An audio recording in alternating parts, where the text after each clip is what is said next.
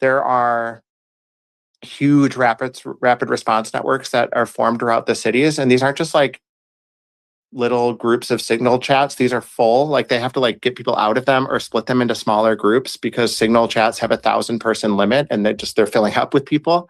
Where I live, for example, is next to a major highway off-ramp.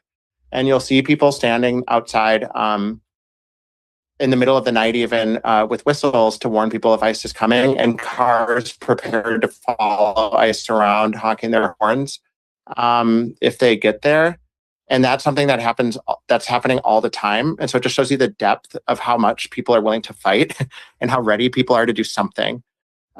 Similarly, the mutual aid networks are profound. I kind of live next to like an industrial area, or I work next to an industrial area, and sometimes it's easier for me to respond to things before work than it is to do it after work because I like spend so much time around my school.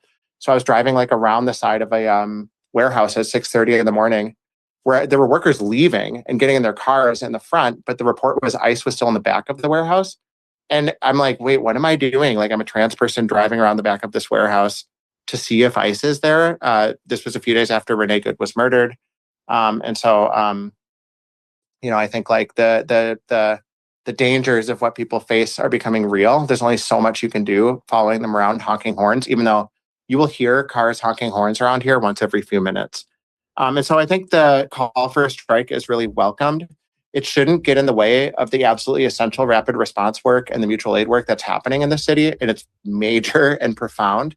But I think the call for a strike is a way to organize people and unify them into one mass action, which both will show that Trump has no mandate to do what he's doing. Trump claims that he's fighting crime and corruption or fraud or whatever. But that's, we all know that's bullshit, but we have to show it.